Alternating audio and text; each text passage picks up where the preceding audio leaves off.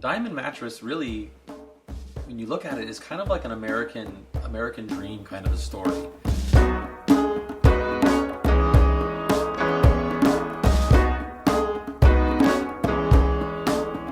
My great-grandparents started the business almost 80 years ago, but the roots of it actually started before then when they lived back in Lawson, Oklahoma.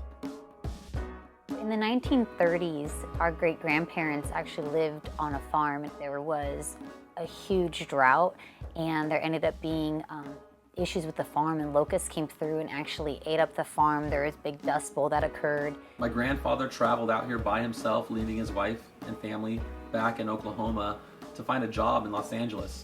It took him about a year and a half to save up enough money to be able to finally bring my grandmother out, and they started making box springs in their garage at home. She would help with the sewing and some of the admin work, and he would make foundations in their garage. Their largest delivery, you can see my grandfather delivering on their Model A, their Ford Model A truck, delivering about 15 or 16 pieces. It was their largest delivery to date. But at the time, there was a massive steel allocation due to the war. All the steel was going for the war effort. And my grandparents were like, well, we might have to shut down the business.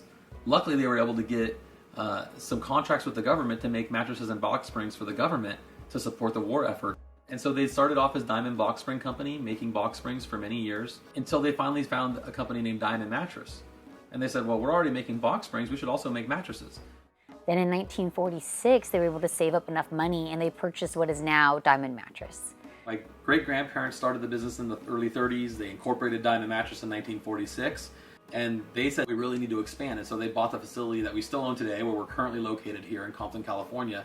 Starting from a really young age, our grandfather did work in the factory. So he would help make foundations, help make mattresses. He really grew up in the business.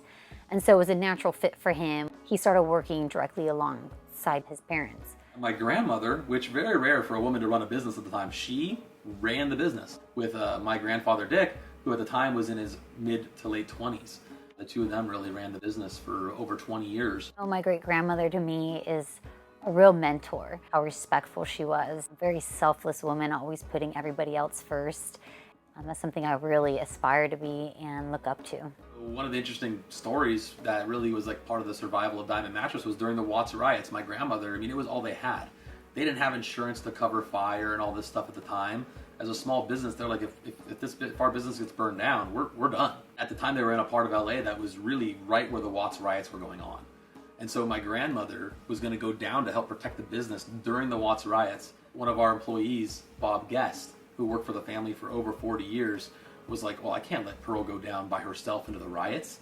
So he actually accompanied her, and they went down. And when they got there, they found there was a number of homeless people in front of the building. And these homeless people were actually literally keeping people away from the business at the time. Because my grandfather, he would always give money to the homeless people around the factory.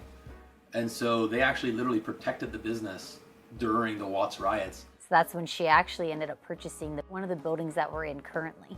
So it was all fields. We were actually only the second building built on our block. We had a garden in the back. We had dirt bikes people would ride all over. My father took over the business in the 1980s, and he created a financial stability for the company and kind of created the foundation for our expansion and growth now. He was always very hands-on, and he just liked to help people. So when he went to go pitch one of our largest clients to date, it was just him, our sales rep, and the driver in about 120-degree weather in the middle of the desert. Big, huge warehouse. There was nothing in it at the time. And my dad saw the driver, just sweating in this heat, and he just naturally jumped in the back of the truck and started unloading the mattresses with the driver. And when the store owner came over to thank, the helpers and the driver for unloading all the mattresses, our sales rep stepped in and said, oh no, that's not just one of the helpers, that's Randy. He's one of the owners of the company. And the store owner will tell you to this day, he was like, I was sold right then. The kind of person that will jump in the back in 120-degree heat and is going to be pulling mattresses out without asking a question, they're going to be there when I need them. They're going to have my back. There's a lot to live up to, and I look forward to that challenge because I know we've had a great history, and our grandparents before us left a great legacy as well as our father, and so we know we want to not only make our family proud, but we want to make everybody here proud, make our whole team proud of what we're going to be accomplishing. And so today, we've grown from when I first started, we had a 40,000 square foot facility. Today we have over almost 200,000 square feet under roof. We manufacture over 1,500 mattresses a day. Still, the goal is not to be number one. That's just for us. That's just a false belief. That's chasing the grass is always greener, and that's just not why we do what we do. Being able to take care of everybody here and ensure that we're serving a positive purpose. There's more to this business than making a mattress. We genuinely want to make sure people are getting good rest. My grandparents never had real big dreams of, becoming a massive corporation or being nationwide. I mean, that was never the purpose. It's been here to support the family and the people that work here, support our customers. That was always the mentality, was, high integrity, having strong family values. Family always has been first. It's always family first. And so we still keep an environment that's like that today.